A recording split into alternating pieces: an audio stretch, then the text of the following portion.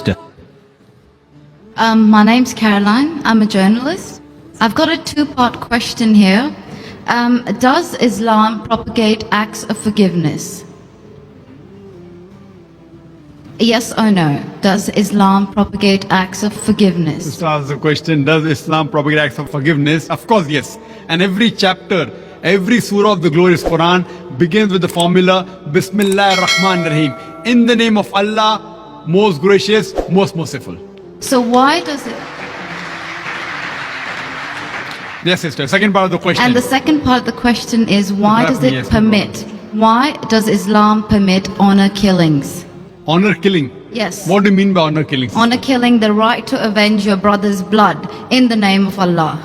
It might be out of context, but I just need to know if there's an another answer to question that- this. If I get you mean honor killing means if someone kills any human being to take revenge. Yes. That's what you mean. Yes, because I've read a few books, and a lot of the times people have said that they are allowed to kill their brother or to kill somebody else because their brother has been killed by another human being. This was also a good question.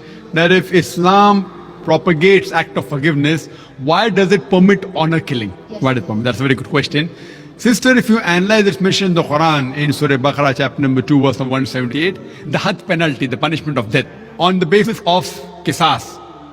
And Allah also says in the Quran in Surah Maida chapter number 5 verse number 32, if anyone kills any other human being, whether it be Muslim or non-Muslim, unless it be for murder or for creating mischief in the land, it is as though he has killed the whole of humanity. So as a general rule, if any human being kills any other human being, it is as though he has killed the whole of humanity, except under two circumstances, unless it is for murder or for creating mischief in the land. Now, there are two exceptions where Islam gives permission where you can kill any other human being. Number one is, if that person has committed murder, which comes in your scope of question, honor killing. Number two is if he is creating fasad, corruption in this land. Again, this is not compulsory. If someone kills someone, it's not compulsory he has to be killed. Islam also says that if the relatives of the person who has been killed, if they take blood money, if they forgive the killer, that person who has killed can be forgiven. But under normal circumstances, if he's killed someone and if I want death on that, because for that, again the punishment is death. Like as it's mentioned earlier in the early scriptures, even in the Bible, an eye for an eye and a tooth for a tooth. It keeps on continuing. Here what we realize, that suppose I know of a human being who's killing other people, innocent human being. If I don't kill him, he will keep on killing other human beings.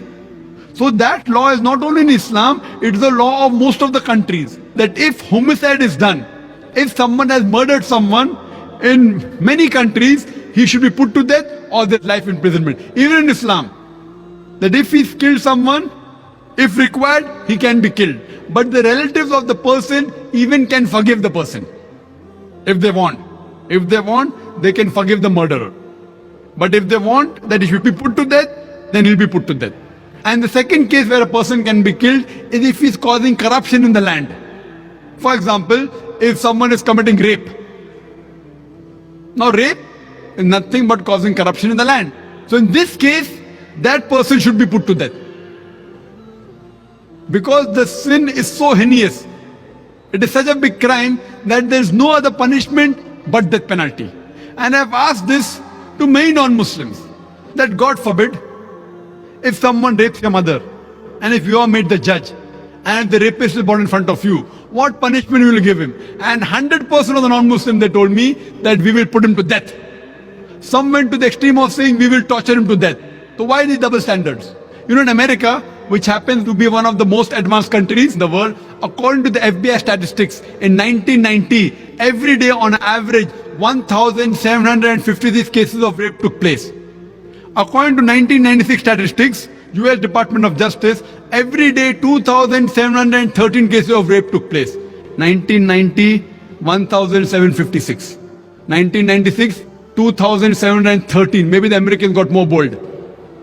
That means every 32 seconds, one rape is taking place in America.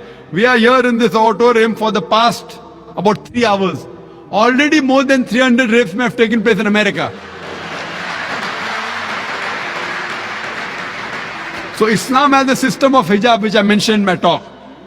That when a man looks at a woman, he should lower the gaze. The woman should follow the Islamic hijab which I mentioned earlier. After that, if any man commits rape, he gets capital punishment. Even the American law says that 7 years rigorous imprisonment for a rapist, but most of the time he's let free. So when you ask even a non-Muslim what punishment will you give, 100% says we'll put him to death. There was one American who was a smart aleck. In America, he told me, brother Zakir, first I will give him 5 years rigorous imprisonment. I told him, do you know, according to the statutes of America, out of those that commit rape, after the imprisonment, after they're let free, more than 95% commit